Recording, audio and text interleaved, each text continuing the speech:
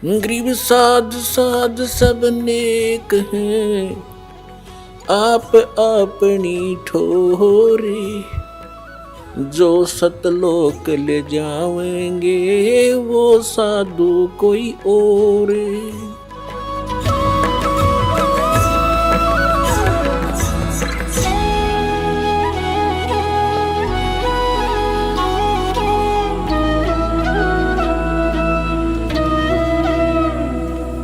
फिर उसने एक आंट और अड़ा दी कि मैं समाधिस्थ होता हूं। परमात्मा बोले चल वो क्रिया भी कर। समाधिस्थ होकर कहाँ पहुंचा? आगे जाके ब्रह्मचारी थे बचपन से ही, 104 साल के हो गए थे। 5 वर्ष के भगवान बैठे थे सामने बालक रूप में। योग युक्त प्राणायाम कर जीता सकल शरीर, और त्रिवेणी के घाट पर वहां अटक रहे बलबीर। समाधिस्थ होकर अंदर जाते थे। आगे जाके त्रिकुटी पर 3 रास्ते हो जाते हैं, त्रिवेणी शुरू होती है। इनको तो ढंग से त्रिकुटी का भी ना पता, वो तो बहुत अंदर का खेल, ये मारे सट्टे सुनी सुनाए। तो जब ये वहां पहुंच गया त्रिकुटी पर, 3 रास्ते हो जाते हैं और परमात्मा साथ दिखे बालक रूप में ऊपर। जहां वो पहुंची उसकी समाधि, परमात्मा ने कहा स्वामी जी ये आ गया तेरा आखिरी स्टेशन, अब कहां जाओगे? पता नहीं, से आगे मुझे नहीं मालूम, मैं बताता हूं। ये है ना लेफ्ट साइड वाला, ये मृत्यु के बाद आप इधर जाओगे। और ये आगे जाके पहला ही स्टेशन, इसके ऊपर पहला जो मुकाम है, स्थान है, वो धर्मराज का है। वो आपका अकाउंट लेता है और जिसने जहां की भक्ति कर रखी है उसी इष्ट के धाम को तुरंत भेज देता, वहां कोई सुनवाई नहीं होती फिर। और इधर ये साथ में तो तीसरी इधर का रास्ता है, इसमें वो ऋषि महर्षि जो अलग रहते हैं, ये उधर जाता है, इधर कोई नहीं जा सकता। वो रास्ता है लेकिन आम आदमी अलाउड नहीं। और इधर जो सामने रास्ता है ये ब्रह्मरंध्र है, और ये ब्रह्मरंध्र खुले बिना ब्रह्मलोक भी नहीं जा सकते तुम। तो इस ब्रह्मरंध्र तुम्हारे किसी मंत्र से नहीं खुल सकता। तो उन्होंने खूब अपना स्मरण करके देखो, खूब स्मरण किया, नहीं खुला। तो परमात्मा ने कहा कि मेरे पास सतनाम है, उस 2 अक्षर के मंत्र से ये ब्रह्मरंध्र खुल जाता है सामने का। मैं सिमरण करके दिखाता हूं। तो उन्होंने सिमरण किया, एकदम खुल गया और स्वामी जी को अंदर लेकर गए। आगे सारा कुछ दिखा के ब्रह्मांड तो परब्रह्म के लोक में प्रवेश किया।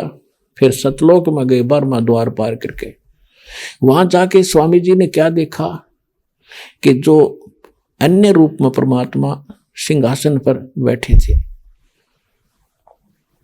और एक रोमकूप में करोड़ सूर्य मिला दे, करोड़ चंद्रमा, वो भी फीका पड़े, और नीचे से वो बालक रूप में जा रहे उनके साथ में।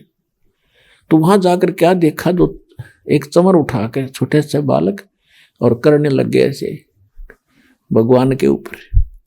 तो रामानंद जी ने सोचा ये है परमात्मा जो तख्त पर बैठा, सिंहासन पर बैठा, और ये कबीर यहाँ का कोई इनका निकटतम सेवक है।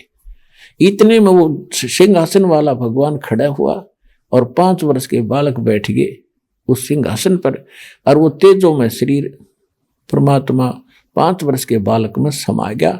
अकेले वो बालक रूप परमात्मा कबीर जी असंख्य ब्रह्मांड के सिंहासन पर विराजमान थे।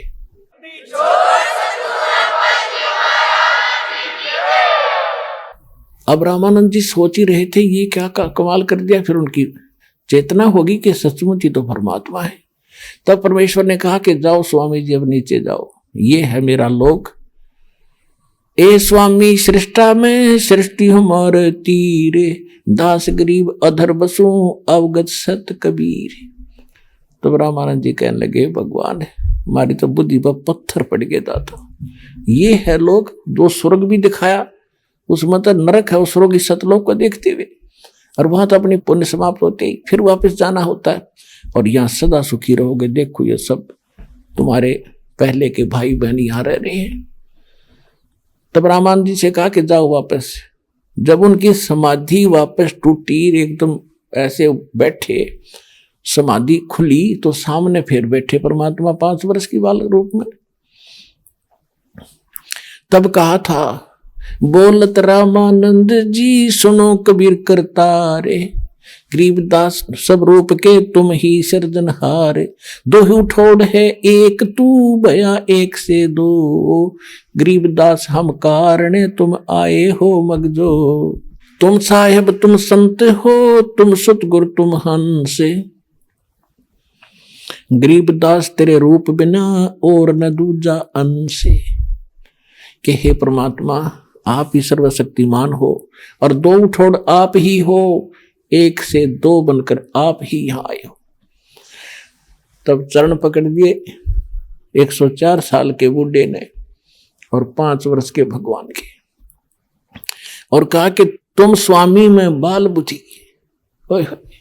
104 साल का ब्राह्मण और 5 वर्ष के धानक के बच्चे को कह रहा है तुम स्वामी, तुम मेरे मालिक और मैं बाल बुद्धि। हमारा ज्ञान तो एक बालक जैसा था स्वामी जी। हे परमात्मा तुम स्वामी में बाल बुद्धि, ये ब्रह्म कर्म कियो नासे, दास गरीब निज ब्रह्म तुम मेरा हो गया दृढ़ विश्वास। तो परमात्मा ने कहा था देखो अब आप मेरे गुरु बने रहना। अब वो रोआ बुढ़ा 104 साल का, मैं क्यों कर गुरु बनूं आपका, मेरी आत्मा नहीं मानती दाता। परमात्मा बोले ये मेरा आदेश मान लो आप, यदि ये मर्यादा नहीं रहेगी तो मेरा सारा काम बिगड़ जाएगा। स्वामी को स्वामी जी बात बिगड़ जाएगी, मैं कहूं ऐसे भक्ति करो लेकिन ये मर्यादा आपने बनानी रखनी पड़ेगी। तो रामानंद जी रोते हुए ने स्वीकार कर लिया कि जो आपका आदेश। लेकिन कहते हैं रामानंद से लक्ष गुरु, ये लाखों गुरु तारे से के भाई और चेलों की गिनती नहीं जो पद में रही समाये। तो परमात्मा ने उस आत्मा का कल्याण किया गुरु बना के, लेकिन दीक्षा वही रखी जो परमात्मा ने उनको दी थी। इस प्रकार ये परमात्मा का मार्ग सफल होता है। गुरु बिन माला फेरते, गुरु बिन देते दाने, गुरु बिन दोनों निष्फल हैं चाहे पूछो वेद पुराने। तो पुणात्मा आज तक तो भ्रमणा फैला रखी थी, भ्रम था। कबीर साहिब के जन्म के बारे में वो 100% रॉन्ग था, गलत था कि किसी कुंवारी के पैदा हुए थे, वो सर्व की मारी गिरगी, ये सब बकवास थी।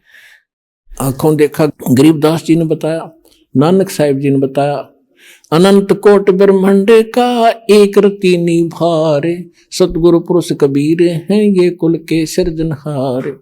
हम सुल्तानी नानक तारे दादू को उपदेश दिया, जात जुलाहा भेद न पाया वो काशी माहे कबीर हुआ। तो who is God? Kabir is God. बोलो सतगुरुदेव की।